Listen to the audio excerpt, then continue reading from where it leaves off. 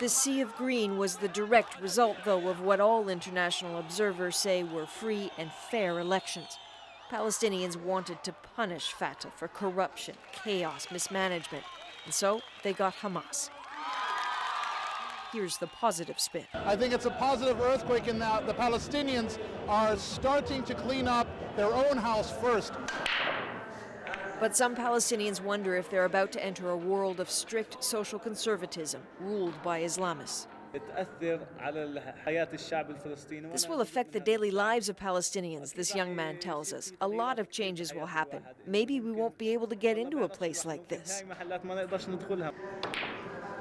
The price of this shift may be great. There's confusion over the makeup of the next government and the future of Palestinian President Mahmoud Abbas. He told Palestinians he's committed to negotiations with Israel. But how will that be possible when Hamas refuses to acknowledge Israel's right to exist? Hamas leaders say they won't negotiate. They have no peace process, and we are not going to mislead our people to tell them we are waiting. They are meeting on peace process, which is nothing. For its part, Israel is sending the clear message that it won't deal with Hamas. I'm simply not at all optimistic about some kind of presto transformation of Hamas. I think we're dealing with a very dangerous organization. From across the world, presidents and prime ministers reacted with caution and with warnings. If your platform is the destruction of Israel, it means you're not a partner in peace, and we're interested in peace. There comes a point, and the point is now, following that strong showing, where they have to decide between a path of democracy or a path of violence. The reaction from Canada came from a man only just elected to government himself 2 days before the Palestinian vote. For a nation to be truly democratic, that nation must renounce any use of terrorism. Those politicians consider themselves friends of Israel. From Israel's enemies, a different reaction. There was gloating from Syria and Iran. At Friday prayers in Tehran, the Iranian capital, worshippers were told, "Our nation, as well as other Muslim nations, are happy for this victory." He described the result as an earthquake for Israelis. Israel is already in a state of political upheaval. Its Prime Minister, Ariel Sharon, has been in a coma since suffering a massive stroke in January. The country's foreign minister pleaded with the Western world to turn away from Hamas. The fact that they participate in the election doesn't change the position of the Hamas as a terrorist organization. Ever since the election, Israel's allies have been putting pressure on Hamas, trying to force it to change its ways. How do they think they can do that? With money, or should we say by cutting off the money. Most of the Palestinian Authority's budget comes from international aid. Whether to keep sending that aid was the focus of a high-powered meeting in London. The CBC's Don Murray reported on that. Victory for Hamas and its supporters was overwhelming. They had just conquered in elections and were about to dominate the Palestinian parliament. But the men dominating the parliament today were Palestinian policemen. They had stormed it, worried that they were about to lose their pay. Their salaries, indeed almost the entire Palestinian Authority budget, are paid for by foreign subsidies. And foreign governments, starting with the most powerful, aren't happy. The Hamas party has made it clear that they do not support the right of Israel to exist.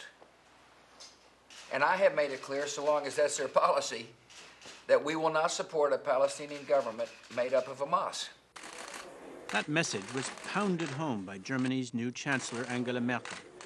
She was visiting Israel and Palestinian Authority President Mahmoud Abbas, just as Israel announced it would cut off a $40 million subsidy to the Palestinian Authority because of the Hamas victory.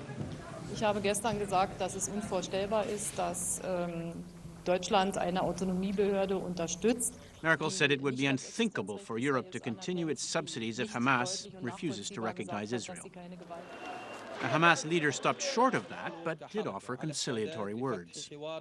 سواء مع الاتحاد الأوروبي مع أعضاء اللجنة الرباعية We are open to any dialogue with the Europeans and the Quartet, says Ismail Haniyeh, to discuss all issues related to our people's interests. The quartet he referred to was meeting in London. It's composed of the US, the European Union, Russia, and the UN. Tonight it offered a more diplomatic version of Merkel's threat. It was inevitable that future assistance to any new government would be reviewed by donors against that government's commitment to the principles of nonviolence, recognition of Israel, and the acceptance of previous agreements and obligations, including the roadmap. The donors have a dilemma, and they're playing for time. Cutting off aid to the Palestinian Authorities would virtually destroy it, and it would brutally punish the Palestinian people for doing what they were asked to do, vote in free and fair elections. And so the play for time. Change your ideas and your ways in the coming weeks, the donors said to Hamas, or we will think about closing our wallets. Dawn Murray, CBC News, London. Canada is one of the countries taking a closer look at the money sent to the Palestinian Authority. Here's the CBC's Paul Hunter with a look at what the Canadian money does. You could say that in the Gaza Strip, despair comes with the territory. Most children have little or no schooling. More than half the adults here are jobless. 2/3 of all people live on less than $2 a day. As hopeless as it often seems here, people and governments from around the world have for years been trying to help.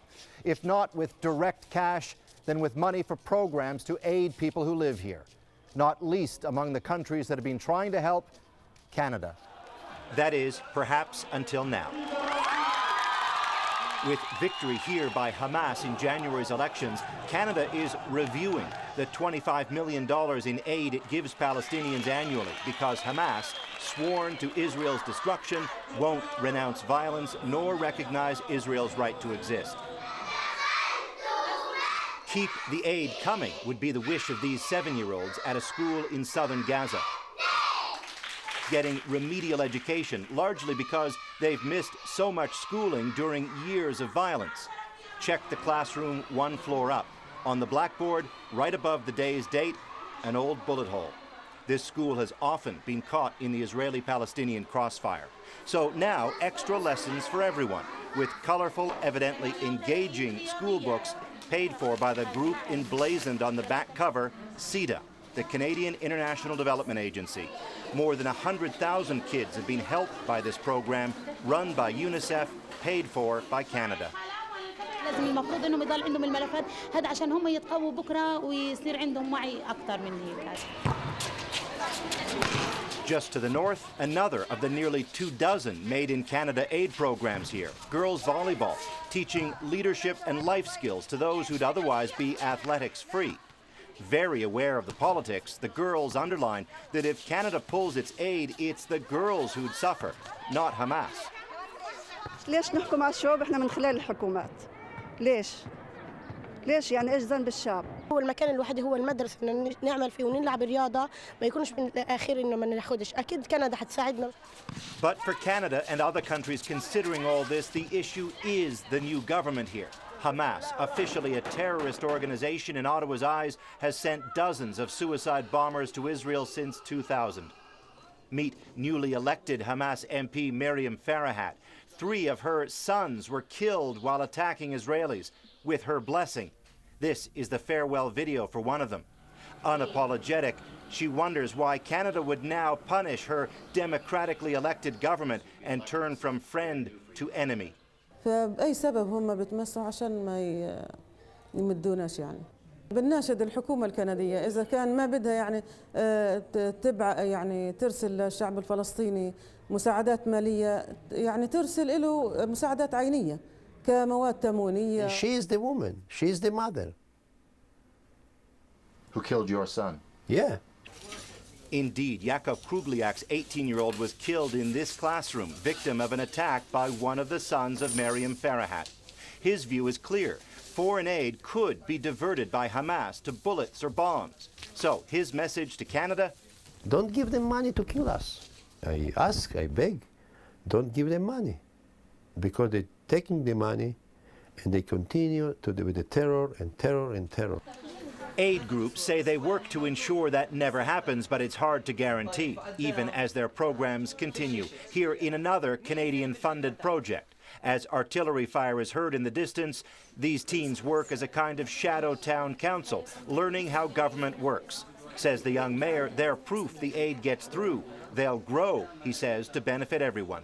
زي ما انت شايف احنا يعني هان قاعدين نشتغل ما لناش دعوه ولا في حماس ولا في اي شغل ثاني يعني احنا هان جايين بس عشان نشتغل وننمي مواهبنا ونخدم الاطفال. Something for Canada's new government to keep in mind, they say, as it considers the risks of continued aid, but also its benefits. Paul Hunter, CBC News, Gaza City. The European Union decided to keep the aid flowing to help pay for energy bills and salaries of people paid by the Palestinian Authority.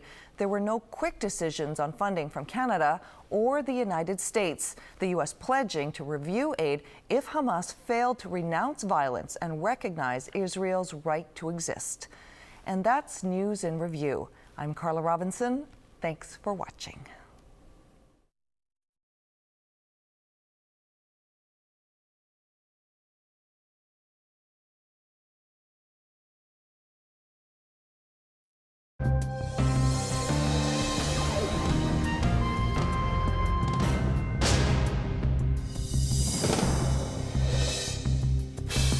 He's Canada's new Prime Minister, a politician who doesn't really like the political game. It goes against the grain because it's part of his concept that politics is about not process, it's about policy.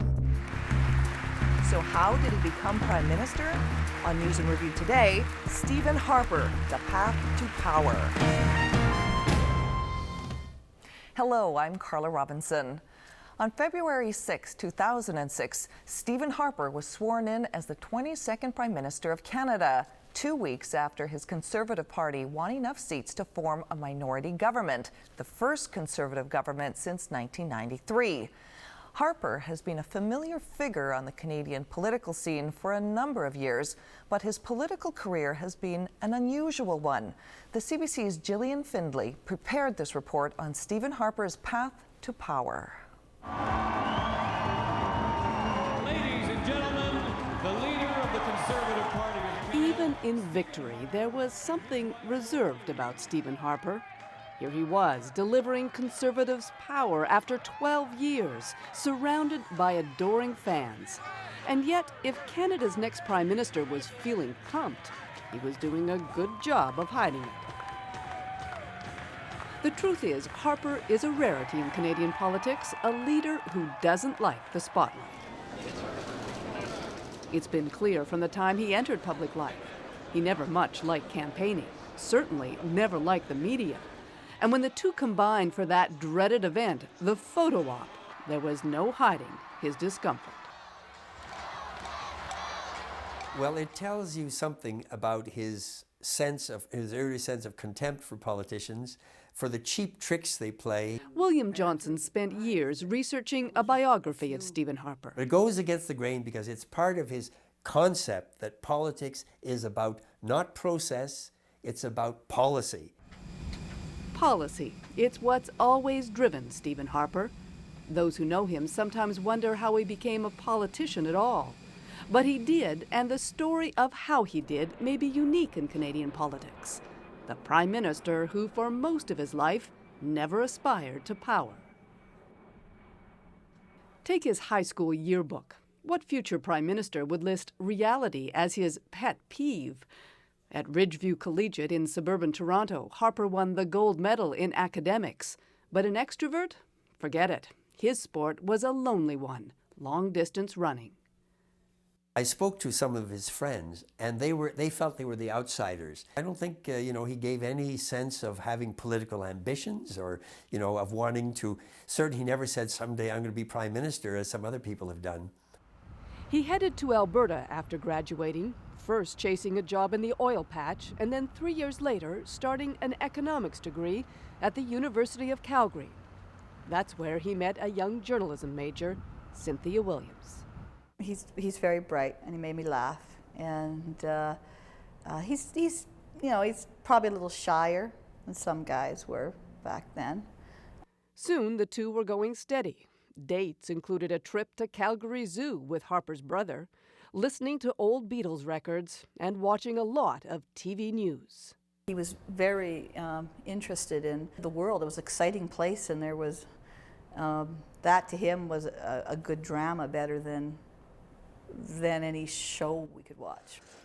Back in the early 80s in Alberta, the big drama was politics. Pierre Trudeau had just imposed his national energy program. Albertans fumed as their oil was taxed and blamed Ottawa for the crash that followed.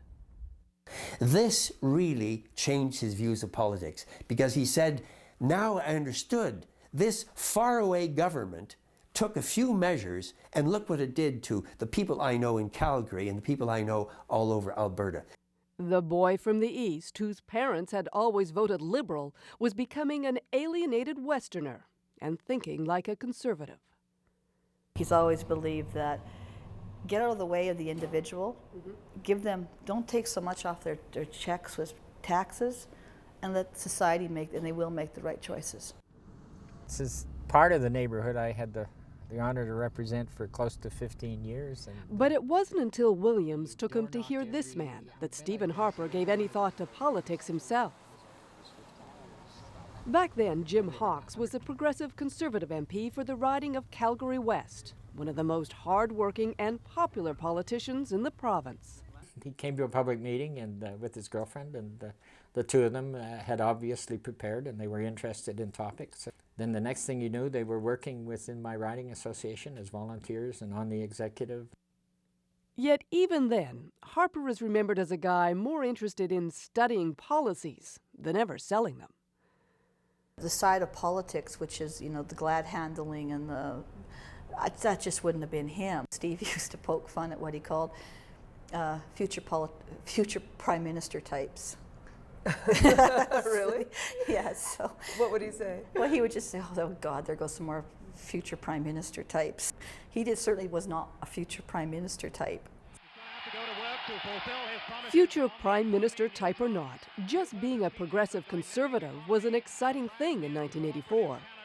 Brian Mulrooney's Tories had swept the country, and the West had hope that things would change. Our mandate is clear and precise. Among those returning to Ottawa was Jim Hawkes, who later asked Stephen Harper to join him as an assistant. What was his reaction? Oh, excitement. He was very keen to do it, very keen to do it, because at that age you have a chance to influence public policy. Policy right up Harper's alley. But Ottawa would prove a huge disappointment to him. All those ideas he'd studied at school and refined over late nights on Parliament Hill never seemed to get any traction here. In a city where compromise was everything, Harper says Hawkes was lost. The part of that process that bothered him was the constant necessity to modify things, to develop consensus. Canada's a big, diverse country, and as you develop policy, it can't be the kind of pure policy that comes out of a textbook. Did he ever give you any reason to believe that he wanted a career in politics as a politician, that one day he might lead a national party and be running for prime minister? At that age, I think he clearly would have said very clearly he wouldn't ever want to do that. Indeed, a year after he arrived in Ottawa, Harper quit his job and headed west again. Sobered, some say disgusted by his experiences in Ottawa, Stephen Harper returned here to the sanctuary of the University of Calgary and to his first passion, economics. Talk to anyone who knew him back then and they'll tell you the expectation was that Stephen Harper would get his PhD,